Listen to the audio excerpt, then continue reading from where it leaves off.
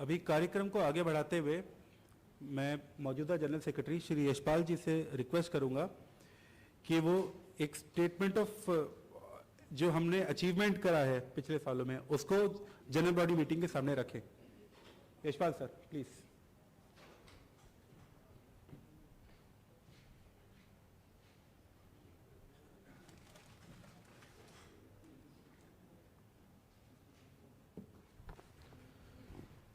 Good evening.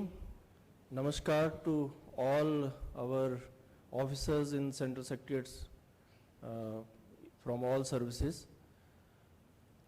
Today it's a great day for us that we have gathered here to organize our general body meeting of the association.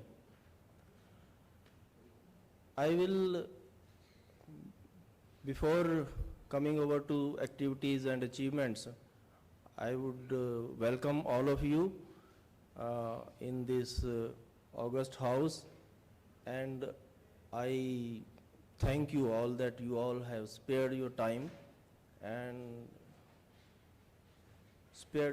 to come over here and devote your energies for upliftment of our interests.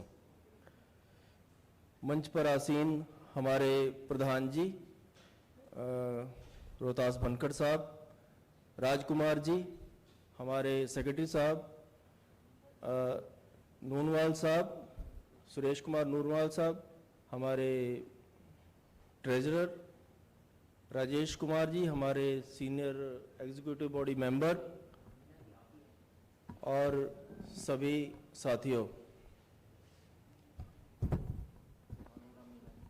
इस association की शुरुआत जैसा कि कुणाल ने बताया जनवरी 1998 में उन परिस्थितियों में भाई साहब ने अपने साथियों को साथ लेकर के करी जब आपके हमारे हित हैं, हमारे जो राइट्स हैं उनके ऊपर चौतरफा हमला हुआ।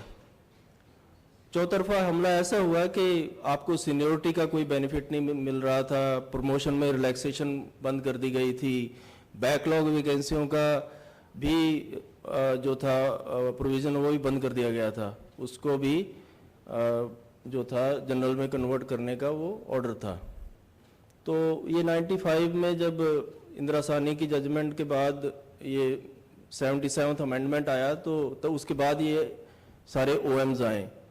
तब नेशनल फ्रंट की गवर्नमेंट थी और बहुत हताशा सी सभी all over India among our SC/ST officers employees. तो उस दौर में भाई साहब ने यहाँ पर सेंट्रल सेक्रेटेरिएट में लोगों को इकट्ठे किया और एक एसोसिएशन बनाई। उस समय इतनी नेटवर्किंग नहीं थी, आजकल बहुत फैसिलिटियाँ हमारे पास दैट हम किसी भी समय लोगों को इकट्ठा कर सकते हैं, उनके साथ वीडियो कॉन्फ्रेंस कर सकते हैं, सब तरह की मीटिंग में हर चीज़ अभी अवेलेबल है, लेकिन उस समय कोई नहीं था ऐसा सिवाय लैंडलाइन के।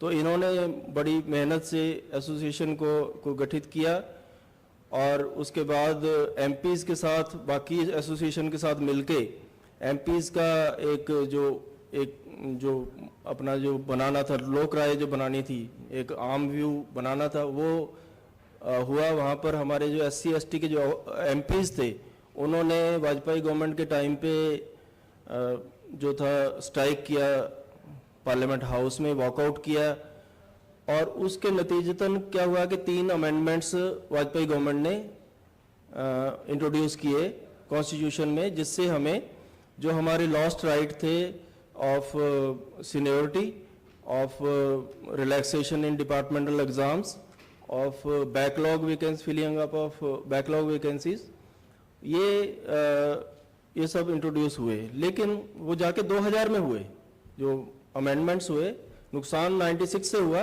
लेकिन अमेंडमेंट्स 2000 में हुए। और जो बीच में जो पीरियड था जिसमें हम लोग थे तो उनको कोई बेनिफिट नहीं मिला उस अमेंडमेंट का। वो जो 96 का जो हमारा डिपार्टमेंटल एग्जाम वाला था वो 97 में वो ऑर्डर आया था, हमारा एग्ज़ाम 96 में हो गया था, उसको बैक डेट से लगा दिया था। जब अमेंडमेंट हुआ, 82nd अमेंडमेंट हुआ, तो उसको इम्प्लीमेंट करने की जब बात आई तो गवर्नमेंट ने प्रेसिडेंट की जो असेंट की डेट है उससे भी नहीं किया, वो जिस दिन उन्होंने ओएम इशू किया उस दिन से किया, मतलब कम से कम, और वो था होना चाहिए था उस दिन से, जिस दिन से वो ओएम इशू हुआ था उसी दिन से आई एब an issue that should have been struck off. खैर इसी में फिर इन्होंने 98 में कोर्ट केस फाइल किया, कोर्ट केस फाइल करने के बाद वो हाई कोर्ट गए, हाई कोर्ट के बाद सुप्रीम कोर्ट गए, सुप्रीम कोर्ट में 14 साल लड़े, लंबी कहानी। इसी बीच एसोसिएशन को भी इन्होंने बनाए रखा, एसोसिएशन का जो लाइजनिंग थी विद एमपीज एंड ऑल, अच्छा चलता रहा। मैं एसोसिएशन के साथ शुरू में इनके साथ मिला तो था, लेकिन इतना इंटरेक्शन करीबी से नहीं था। मैं मिश्रा जी, तिवारी जी, इन सब लोगों की अच्छी दोस्ती में था, and I was lost all together in that. तो ये बात है 2009 की। उस समय 2009 में एक सर्कुलर आया कि आपको जो है जो अंडर सेक्रेटरी की जो SO2 अंडर सेक्रेटरी की जो है क्वालिफाइंग सर्विस, वो 8 से 6 कर दी थी। तो CSSS में तो 8 से 6 हो गई बड़ी आसानी से। हमारे मांझी साहब उस समय DS CS2 थे, इन्होंने करवा दिया, लेकिन CS1 में नहीं किया। क्यों? क्योंकि वहाँ पर हमारी जो बैकलॉग वैकेंसी अंडर सेक्रेटरी की थी वो सारी फिलअप हो जानी थी। तब मेरी आंखें खुली कि इनके साथ दोस्ती में मुझे कोई फ़ायदा नहीं है। मैं इनके पास गया, इनको मैंने रिप्रेजेंटेशन बना के दिया, इनको एक DL अपना लेटर इनका बना के दिया। वहाँ हमने काफ़ी इसको फाइट किया। तब से मैं एसोसिएशन में आया। एसोसिएशन में उसके बाद हम रेगुलरली, क्योंकि मैं भी नॉर्थ ब्लॉक में बैठता था, ये भी नॉर्थ ब्लॉक में बैठते थे, ये फाइनेंस में थे, मैं DOPT में था। तो DOPT में होते हुए भी मेरी किसी ने बात नहीं सुनी। वहाँ हमारे जो साथी थे उनको साथ लिया मैंने, लेकिन वहाँ बात नहीं बनी। तो हम पार्लियामेंट्री कमेटी, लेकिन वहाँ ये फ़ायदा था कि जिस दिन कोई मीटिंग होती थी, सेक्रेटरी की मीटिंग है आज पार्लियामेंट्री कमेटी के साथ है, तो जैसे मेरे को पता चला, मैंने भाई साहब को, भाई साहब चलिए जरा हम चलते हैं चेयरमैन के पास। हम चेयरमैन के घर पे चले गए, उनके जाते ही उनको एक ब्रीफ दिया, सर हमारे इशू हैं, सेक्रेटरी आप वहाँ पर आ रहे हैं, आप उनको उठाइए वहाँ। तो एक बार तो जस्ट वो निकलने वाले थे, करके आ जाइए मैं वेट कर रहा हूँ, वो GC नस्कर साहब थे। तो ऐसे करके हमने वहाँ पर जो नेटवर्किंग करी और अपने राइट्स के लिए लड़ना शुरू किया। फिर उधर कोर्ट केस का भी हुआ कि 2014 में हमारी किस्मत अच्छी थी या जैसे भी था, वो केस आ गया और उसके बाद वो हमारी फेवर में हुआ, लेकिन उसको इम्प्लीमेंट कराने में आज भी वो 100% इम्प्लीमेंट नहीं हुआ है और उसके लिए अभी बहुत लड़ाई बाकी है। सिर्फ जो एप्लीकेंट थे शुरू में, उनको कॉन्स्टिट्यूशन बेंच का एक जजमेंट था जिसमें उन्होंने वो ऑर्डर बिल्कुल इलीगल डिक्लेयर कर दिया, जिसके लिए कि गवर्नमेंट को अमेंडमेंट लाना पड़ा, कॉन्स्टिट्यूशन अमेंड करना पड़ा। इतना बड़ा वो हुआ, लेकिन उसका जो इफेक्ट है वो इतना ही है कि उस साल के जो 96 वाला एग्जाम था उस पे वो इम्प्लीमेंट हुआ। उसके बाद 97, 98, 99 अभी भी वो वेट कर रहे हैं। तो ये हकों की जो लड़ाई है ये चल रही है, ऐसे ही अभी चलती रहेगी। और उसके बाद भी हम अपनी सीनियरिटी वगैरह हमने गेन कर ली और हमारी प्रमोशन हो गई। हमने और साथियों को भी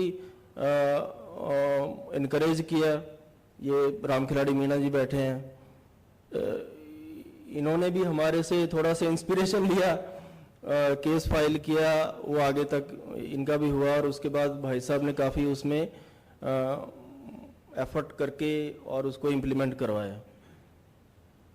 इसी तरह से CSSS का भी है। हमने वो जो 2018 में ईश्वर जी हैं बैठे यहाँ, तो ये लेके आए बैकलॉग वैकेंसी, उधर भी बैकलॉग रहता है, उधर भी 8% रिप्रेजेंटेशन है 2018 में जब हमने लिखा था। तो ये जो चीज़, ये हमारी लड़ाई है, ये नेवर एंडिंग है। हमें एक्चुअली जितने एक्टिव रहेंगे, अभी हम वहाँ से आ रहे हैं, ये DR शेखर साहब, ये अपनी कहानी सुना रहे थे। जितना आप एक्टिव रहेंगे आप सरवाइव कर लेंगे, एक्टिव नहीं है तो यू विल बी ड्राउन्ड, उसमें कोई दो राय नहीं है। ये जो एसोसिएशन है ये आप सबकी है, कोई भी आए यहाँ पर। और फिर ये इतनी एक्सपेक्टेशन मत करिए कि जो एसोसिएशन के प्रधान और जनरल सेक्रेटरी ही सब कुछ करेंगे. You will have to help them because they themselves can not do everything. You will have, आप अपना ड्राफ्ट बना के लाइए, उसको उनके पास डिस्कस करिए, उसमें थोड़ा चेंज वेंज करके उनको फैसिलिटेट करिए, वो स्ट्रेंथेंड हो जिससे. और अपना नेटवर्किंग जो है वो ऐसे ही आप मेंटेन रखिए. और ज़्यादा मैं क्या कहूँगा, अभी हमारे काफ़ी एक्टिविटीज़ बाकी हैं. And with these words I conclude my speech. Thank you.